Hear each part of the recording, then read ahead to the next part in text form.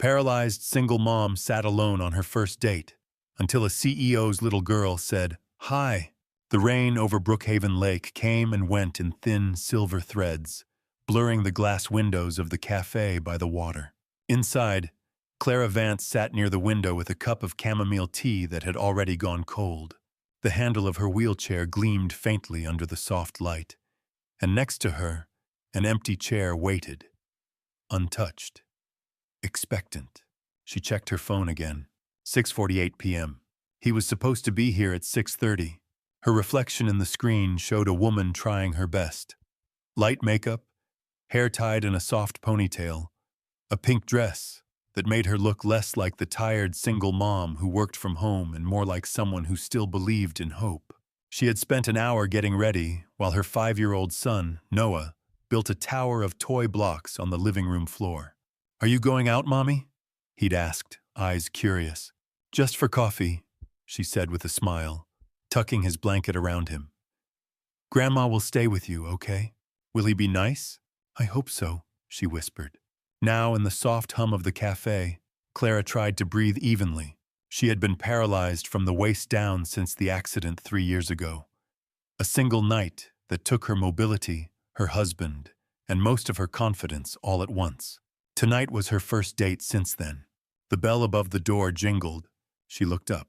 A tall man in a gray coat stepped in, scanning the room. His eyes landed on her. Clara straightened her posture, smiled, lifted a hand slightly. For a moment his expression warmed, and then changed. His eyes flicked down to the wheelchair, then back up again, uncertain. "Hi," she said gently. "You must be Ryan." He hesitated by the door, rain dripping from his sleeve. "Yeah, hi." He didn't sit. His voice was already distant. Look, I didn't realize. I thought you could walk." Her throat tightened. "It's mentioned in my profile, just not—" He cut in with a nervous laugh. "No, it's fine. I'm not sure I can do this. I have to go." Before she could reply, he placed his umbrella back under his arm and turned toward the exit. The door closed behind him with a soft chime that sounded louder than it should. Clara sat still for several seconds, eyes on the ripples of rain outside. Around her, the low murmur of conversation resumed, careful, as if people were pretending not to have seen what happened. She touched the rim of her cup. Her fingers trembled. "It's okay," she murmured to herself. "You're used to this." She lifted her chin slightly and looked out the window again, watching raindrops trace crooked lines down the glass. The lake beyond was quiet, lights from the pier flickering like fireflies. Somewhere inside her chest, that fragile little hope she had built all afternoon began to fold in on itself. Then, a small voice broke the silence. "Daddy, why is that lady sad?" Clara blinked and turned. A little girl stood near the pastry counter, holding a stuffed bear in one arm and a cookie in the other. Her curls bounced as she shifted her weight. Next to her was a man in a dark navy coat, tall, broad-shouldered, with gentle eyes that met Clara's for just a moment before he looked down at his daughter. "Maybe she's just thinking," he said softly. But the little girl frowned, tugged at his hand. "Can we say hi?" He smiled, uncertain. "Maybe we should let her—" Too late. The girl was already walking toward Clara, cookie held out in her small hand. "Hi," she said, her voice bright as sunlight after rain. "Do you want to share my cookie?" "It's a smiley one." Clara's lips parted in surprise, and then for the first time that evening she smiled.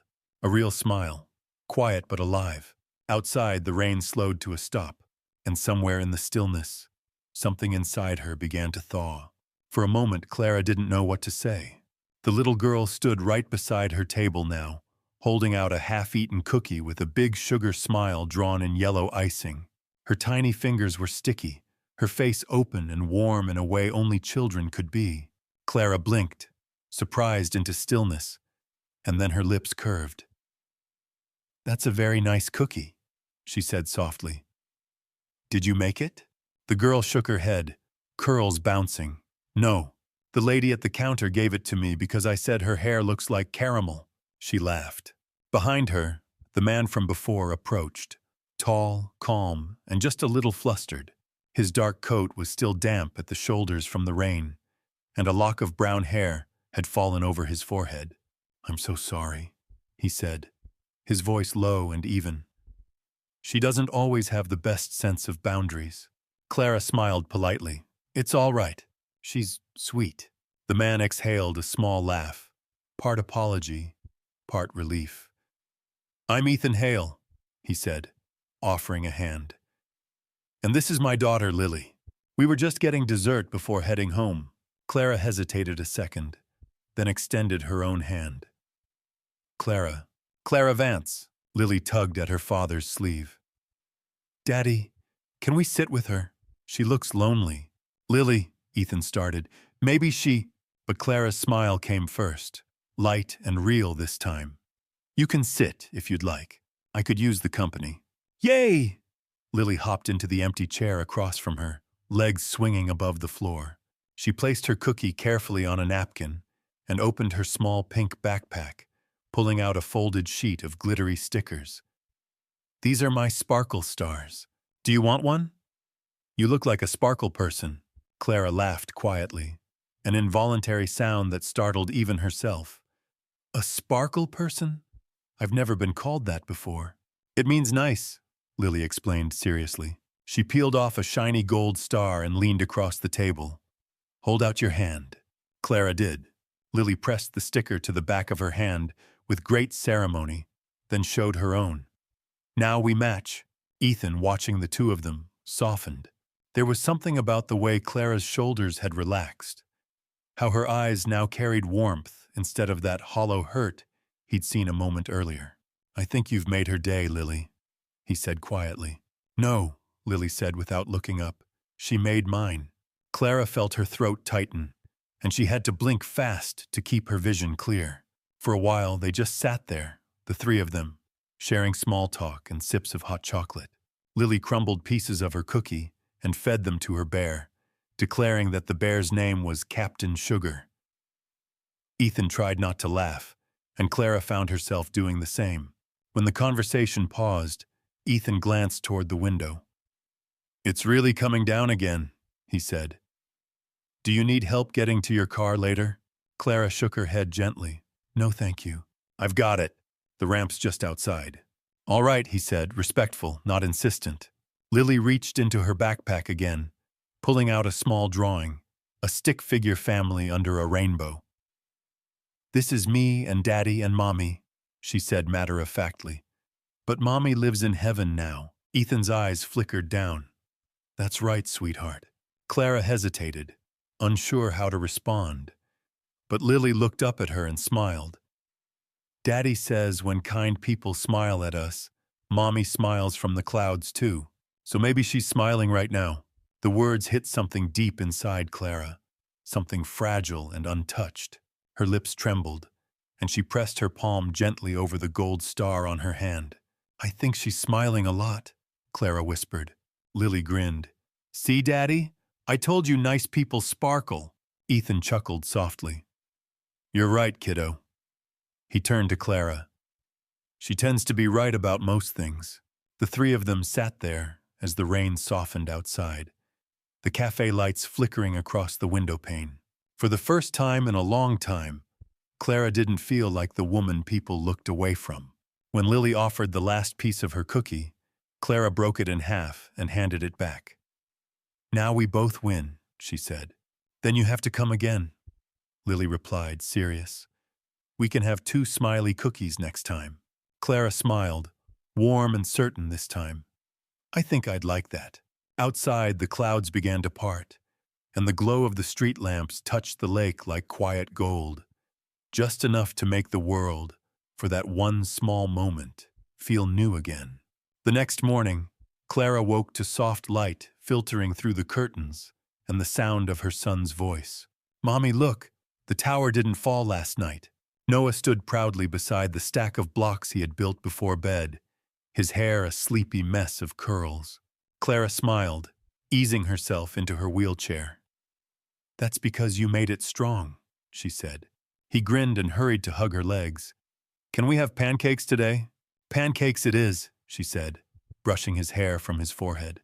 As she flipped batter in the pan, her mind wandered to the night before, the warmth of that cafe, the sound of Lily's laughter, the quiet steadiness in Ethan's voice. It had been a long time since someone had spoken to her without pity or distance. For one brief evening, she hadn't felt invisible. When her phone buzzed on the counter, she didn't expect the name on the screen. Ethan Hale, thank you for keeping us company last night. Lily hasn't stopped talking about her new sparkle friend. Hope you made it home safe. Clara caught herself smiling as she typed back, tell her the sparkle star survived the rain. And yes, home safe. Thank you for asking. She hesitated before sending it but hit send anyway. 3 days later, Clara rolled into the same cafe with her laptop and sketchbook. She'd been freelancing again, illustrations for children's therapy manuals. The door chimed behind her, and that same low, calm voice spoke. Back at your favorite spot? She turned. Ethan stood there, holding 2 cups of coffee and a small pink paper bag. You left before I could give you this, he said. Inside were 2 smiley cookies, perfectly wrapped. Clara laughed. Let me guess, Lily's idea? Of course, she said, and I quote, Clara can't sparkle without sugar. They shared a laugh, and somehow the conversation drifted as easily as before. Ethan talked about his company, Hale Robotics, and how they were designing adaptive mobility technology for rehabilitation centers. Clara listened closely, her curiosity waking again. I used to work in that field, she said softly. Physical therapy. Before the accident. His eyebrows lifted. You did? Yeah. Mostly pediatric rehab. I loved it. Her voice faltered just for a second. It's strange talking about it in past tense.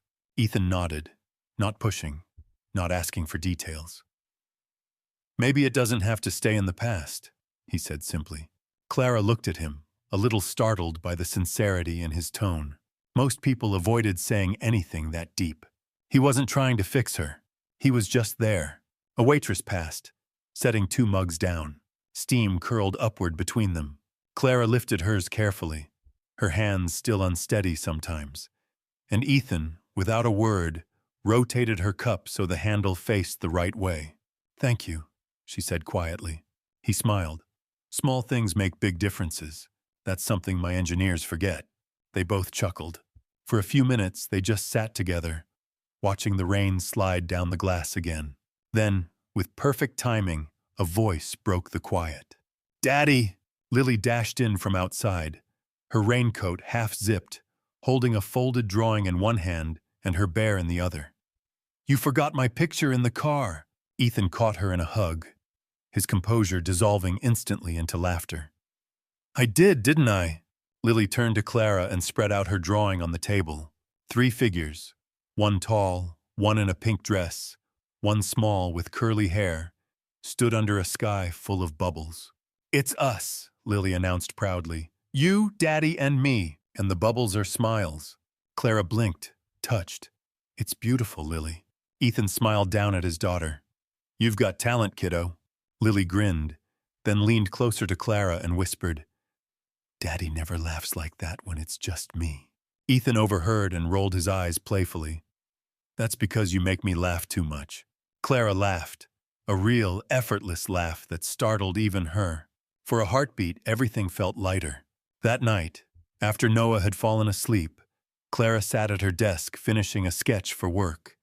A little boy holding a paper star. Beside it, her phone lit up again. Ethan, Lily insists on sending you one more cookie. You've been officially declared her sparkle captain. Hope you're okay with that. Clara smiled, typing back before she could overthink it. Tell her I accept the promotion. She placed her phone down, looked at the small gold sticker still pressed to her wrist, and whispered to the quiet room. Maybe, this time, it's okay to feel seen. Outside, the night sky reflected off the lake in tiny broken lights, like someone had shaken a jar of stars just for her. The following week passed quietly, stitched together by ordinary moments. School mornings, late-night sketches, and a few short messages that made Clara smile at odd hours of the day. Ethan had started sending her small updates, A photo of Lily making pancakes, a picture of their dog sleeping under his desk, and once a blurry snapshot of a half-finished coffee with the caption, "Something's missing. Maybe it's conversation." Clara had replied with a simple laughing emoji, but her heart had fluttered anyway. It was a bright Saturday afternoon when her phone buzzed again. Ethan. "We're hosting a community day at Hale Robotics tomorrow. Open house for new mobility tech. Lily thinks you'd love it. No pressure, but it might be nice." Clara stared at the message for a long moment. The words mobility tech brought back a flood of memories. The rehab center, the metallic hum of treadmills, the careful exercises that once felt like climbing mountains. She typed slowly. "Clara, I might stop by. Can I bring my son?" Ethan. "Of course. Lily will be thrilled. She's already planning snacks." Noah peeked over her shoulder as she read the reply. "Who's Lily?" "A friend," Clara said with a small smile. "You'll like her." The next day, sunlight spilled over the glass building that housed Hale Robotics. It looked nothing like she'd imagined. Bright, airy, almost welcoming. Families wandered between tables, watching demonstrations of mechanical arms and lightweight braces. Lily found them first, sprinting across the lobby in her yellow sneakers. "You came!" she cried, throwing her arms around Clara's armrest before turning to Noah. "Hi, I'm Lily. Do you like cookies?" "Always," Noah answered, shy but grinning. Ethan approached behind her, dressed simply in rolled sleeves and a conference badge. "Welcome," he said, his smile genuine. "Lily's been waiting by the door all morning." Clara looked around, impressed. "You built all this?" He nodded. "A lot of good people helped. The new model is what I'm most proud of. It helps with balance and standing support. We're calling it the Horizon frame. May I see it?" "Actually," Ethan said carefully, "I was hoping you'd try it, if you're comfortable. It's a closed test zone, supervised by our therapy team. No photos, I promise." Clara hesitated, glancing down at her lap. The thought made her nervous, but something about Ethan's steady, respectful tone settled her. "I'll try," she said quietly. Inside the test area, a few specialists helped her adjust the straps. The exoskeleton's smooth titanium supports clicked gently around her legs. As the device powered on, it emitted a low hum, like a heartbeat. "Ready whenever you are," one technician said. Ethan stood to the side, watching, but not interfering. Clara gripped the side handles, took a deep breath, and pressed the control pad. The mechanism straightened, and her body lifted, slowly, carefully, until she was upright. Her breath caught. The world felt different from this height, like reclaiming something she had lost long ago. Noah stood outside the glass wall, eyes wide. "Mommy's standing!" he shouted. Lily clapped her hands, bouncing on her toes. "She's like a superhero!" Clara laughed through the tears forming in her eyes. "I'm really not," she murmured. Ethan's voice came softly from behind the glass. "You are. Just maybe not the kind who wears a cape." The team helped her sit back down once the test ended. As they removed the frame, she couldn't stop smiling. "That felt incredible." Ethan offered her a bottle of water. "You did amazing. You know, when we first started designing this, I wanted people to feel capable again. Not fixed, just capable." Clara nodded slowly, feeling her heartbeat calm. "That's exactly what it feels like." Later, as they walked, rolled, through the hallway, Lily slipped a blue paracord bracelet into Clara's hand. "I made this for you," she said proudly. "It means strong forever." Clara brushed her thumb across the woven threads, the color of clear sky. "Thank you, sweetheart. I'll wear it always." Ethan smiled as Lily ran ahead to find Noah. "She doesn't make those for everyone," he said quietly. Clara looked down at the bracelet glinting in the light. "Then I'll take good care of it." He nodded. "That's what I thought." Outside, children's laughter echoed through the courtyard as the sun slid behind the clouds. Clara paused near the doorway, feeling a strange warmth bloom inside her chest, something she hadn't felt in years. For once, she wasn't thinking about what she'd lost. She was thinking about what was quietly, steadily finding its way back. The morning after the event, Clara woke up feeling lighter than she had in years. Her body ached a little from the trial with the robotic frame, but it was a good kind of ache, proof that she'd done something brave. Noah sat on her lap at breakfast, spooning cereal while she scrolled through her phone. A few messages from the Hale Robotics team had come in, thanking her for participating. There was even one from Ethan. "You were incredible yesterday. Thank you for trusting us, and for reminding my team what courage actually looks like." Clara read it twice before typing back a simple reply. It meant a lot. "Tell Lily I'm wearing her bracelet today." She looked down at the blue paracord around her wrist. It glowed softly under the kitchen light. A small reminder that someone, somewhere, believed in her. By afternoon, everything changed. It started with a notification sound, a sharp buzz that made her flinch, then another, and another. Her social feed was full of posts she didn't recognize. A short video of her test at Hale Robotics, shot from behind the observation glass. Someone had added captions across it. "CEO uses disabled single mom to sell his new product." Her name was tagged. Her photo. Her son's. The pit in her stomach tightened. Comments rolled by faster than she could read. Some sympathetic, most cruel. Publicity stunt. Fake empowerment. She must have been paid to act. Clara's breathing quickened. "No," she whispered, scrolling, hoping it would stop. But the video had already spread. The next knock on her door startled her. Her mother stood there, phone in hand, her face drawn tight. "Sweetheart, it's everywhere. Do you want me to take Noah today?" Clara nodded numbly. "Please." When the door closed, she sank back into her chair, pressing her palms over her eyes. The bracelet on her wrist dug into her skin, a reminder of something pure now clouded by humiliation. An hour later, her phone buzzed again. Ethan's name appeared. She hesitated but answered. "Clara," he said immediately, his tone calm but urgent. "I just saw it. Someone filmed during the private session. We had a no recording policy. I swear we're handling it." "It doesn't matter," she cut in. Her voice cracked. "They already believe what they want. I don't want to be your company's story, Ethan. You're not a story. I'm the single mom in the chair who looks good in a headline," she said bitterly. "You don't need to defend me. Just let it fade." He fell silent. "Clara, I never wanted—" "I know," she whispered. "But I can't do this." She hung up before he could reply. The next few days blurred together. She avoided social media, avoided the cafe, avoided anything that reminded her of that hopeful feeling she dared to have. Noah, sensing her mood, was unusually quiet. One evening, he climbed into her lap with his picture book. "Mommy, are you sad again?" Clara forced a smile. "No, honey, just tired." "Lily said brave people don't quit," he said, flipping a page. "You're brave." Her throat tightened. She kissed the top of his head. "I'm trying to be." But that night, when he was asleep, Clara opened her laptop and began deleting the photos from the event, one by one. Each click felt like erasing something real. The last image she hovered over was of her standing in the exoskeleton, smiling through tears, while Lily clapped on the other side of the glass. For a second, she hesitated. Then she closed the laptop instead. At the same time, across town, Ethan sat in his office long after sunset. The building was empty except for the soft whir of machines. He replayed the video in silence, jaw tight, eyes burning.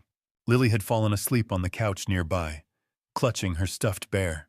On the coffee table lay a drawing she'd made that morning, a stick figure of Clara holding hands with both of them, the words written in purple crayon, "Strong forever." Ethan brushed his thumb across the paper and exhaled. He'd seen scandals come and go in business, but this felt different. This was personal, and for the first time, he wasn't sure how to fix it. Only that he couldn't let Clara face it alone. Outside, the city rain fell again, steady and cold, blurring the streetlights just like the night they first met. Only this time, the quiet felt heavier, like two hearts waiting on opposite sides of a storm, each hoping the other wouldn't give up first. The rain didn't stop for 2 days. It soaked the streets, blurred the windows, and matched the heavy silence that filled Clara's small apartment. By Monday morning, the video had already reached 1 million views. Every news site used the same phrase, CEO's PR stunt gone wrong. Clara stopped answering calls. Even when Ethan's number flashed again and again, she let it ring. She couldn't bear to hear more apologies. But that afternoon, as she sat at the kitchen table staring at her untouched cup of tea, the television flickered on with a headline she didn't expect to see. Live, Hale Robotics press conference. Clara froze. Ethan stood behind a podium, wearing a dark suit but no tie. He looked tired, but his expression was calm. The same quiet steadiness she'd noticed the first time she met him. "Good afternoon," he began. Cameras clicked in the background. "I owe an explanation. A private test video of our mobility device was shared without consent, involving a participant named Clara Vance. The leak was not authorized, and we've taken immediate action to remove it." He paused, his voice firm but gentle. "But I need to say this clearly. Clara is not a prop. She's not a project or a headline. She's a mother, a professional, and one of the bravest people I've ever met." Reporters murmured. Ethan continued. "Our mission has never been to sell inspiration. It's to build access. So today, I'm announcing the Move Again initiative, a fund that supports women with mobility challenges to return to work, create businesses, and receive childcare while they rebuild their independence." The room went quiet. He looked down for a moment, then added softly, "We don't fix people. We learn from them. Clara taught me that." The clip ended. Clara sat still, her fingers trembling around the mug. That evening, her mother knocked gently on her door, holding her phone. "Honey," she said, "you might want to see this." It was a video from a local parenting forum. Dozens of mothers and patients from the rehab center speaking up, defending Clara, sharing their own experiences. The hashtags had begun to shift. Stand with Clara. Move again. Clara's eyes blurred with tears. For the first time since the storm began, she felt something loosening inside. The heavy knot of shame that had sat in her chest since the leak. Her phone buzzed again. This time she answered. "Clara," Ethan said quietly, "I didn't expect you to call back." "I saw the conference," she said. Her voice shook. "You didn't have to do that." "Yes, I did," he replied. "Because it wasn't just about the company. It was about respect, and I owed you that." There was silence, the kind that felt full, not empty. "Lily wanted to come see you," he added after a pause. "But I told her we should give you space." Clara exhaled softly. "She's a good kid. She misses her sparkle captain." That made Clara laugh. A real, gentle laugh that surprised both of them. "Tell her I miss her too." The next afternoon, a knock echoed at her door again. When she opened it, there was no reporter, only a small figure in a pink raincoat. Lily. She held out a small brown box wrapped with string. "Daddy said I could bring this if Grandma came with me," the little girl said, pointing to Clara's mother waiting at the end of the hall. Clara smiled, her eyes soft. "What is it?" Lily pressed the box into her hands. "It's the other half of the smiley cookie. You never finished it." Clara lifted the lid. Inside lay a single cookie with a slightly crooked icing smile wrapped in wax paper. On top of it was a folded note written in Ethan's neat handwriting. "You don't owe the world an explanation, Clara, but if you ever want to finish what we started, not the story, just the conversation, I'll be right where you left me." Her vision blurred again, but this time it wasn't sadness. It was something warmer. She knelt slightly, meeting Lily's eyes. "You know, this cookie might be magic." Lily grinned. "Then we should share it so it works." Clara broke the cookie in two and handed half to her. The little girl's laughter filled the hallway, bright, unguarded, like sunlight after days of rain. And as Clara closed the door behind her later, she felt something shift. Not everything was fixed. Not everything was perfect. But for the first time since the storm began, she believed again in the quiet kind of people. The ones who didn't walk away when things got hard. The ones who chose to stay. The next weekend arrived soft and bright. The kind of spring morning that made the whole city smell like fresh rain and promise. Clara wheeled her chair onto the small balcony of her apartment, a cup of coffee in one hand, the gold morning light spilling over her desk behind her. Noah was crouched beside a cardboard box near the door, carefully taping the last corner shut. "Are we really moving, Mommy?" he asked. "Just across town," she said with a smile. "Somewhere closer to the lake and to the park Lily likes." He grinned. "Then maybe we can have picnics." "Maybe," she said, her heart softening. She reached for the blue bracelet on her wrist, the one Lily had made, and touched it lightly, as if it held the courage that had carried her this far. That afternoon, the community park by the lake was alive with color. Families were setting up tables for the Move Again initiative's first open event. Kids ran between balloons. Volunteers arranged food stands, and banners fluttered in the gentle breeze. Ethan stood near the main stage, sleeves rolled up, scanning the crowd with quiet anticipation. Lily tugged at his hand, her pink dress twirling in the wind. "Daddy, is she really coming?" She said she might. He answered with a half smile. "And if she doesn't, we'll still save her a cookie." Just then, Lily's eyes lit up. "Look, she did come!" Clara rolled through the gate, sunlight catching in her hair. She wore a simple cream blouse, her posture straight, her expression calm but glowing. Beside her, Noah held a paper bag in both hands, trying his best not to trip on his own excitement. Lily ran first, of course, arms out, voice bright. "You came!" "I couldn't miss this," Clara said, laughing as Lily hugged her armrest. "And someone told me there might be cookies." Ethan approached slower, quieter. "Hey," he said, his voice gentle. "Hey." She met his gaze. For a moment, neither spoke. But the silence was easy this time, full of things they both understood. Noah broke it by holding out his bag. "We brought these for you." Inside were 3 freshly baked cookies with smiley faces drawn in slightly wobbly yellow icing. Ethan chuckled. "They're perfect. Mom helped," Noah said proudly. "She's been practicing," Clara teased. Lily grabbed one cookie, holding it high. "We should eat them together, so the magic works again." They sat on the grass, the lake glittering just beyond the trees. Laughter rippled around them as children chased bubbles and music played softly from the stage. Ethan glanced at Clara. "The grant applications doubled this week," he said. "People saw what you stood for." "What we stood for," she corrected. "You made space for voices that didn't have one before." He nodded, humbled. "Maybe, but you gave it heart." As the afternoon stretched into gold, Lily and Noah began building a kite from spare ribbons and paper scraps. It wasn't perfect, lopsided, a little crooked, but it lifted easily when the wind caught it. Lily shrieked with joy. "It's flying!" Clara shaded her eyes, laughing. "That's because you didn't give up."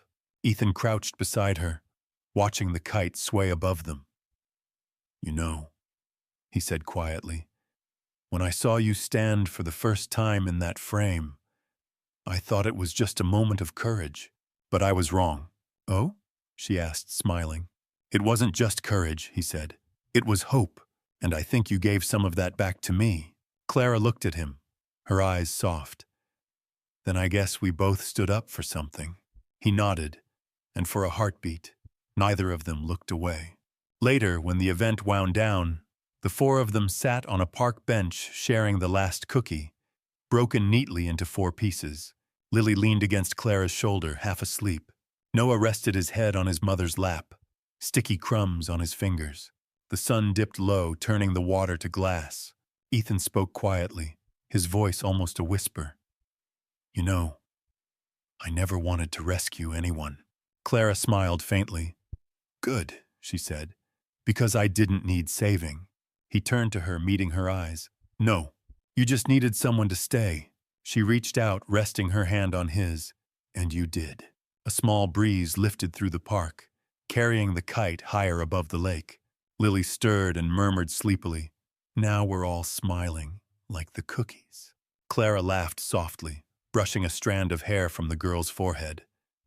"That's right, sweetheart." And for the first time in a long time, she didn't feel broken, or brave, or like a story for anyone else to tell. She just felt whole. whole and home. If this story touched your heart, don't forget to like, share, and subscribe to Midus Stories for more heartfelt journeys of single moms, courage, and second chances.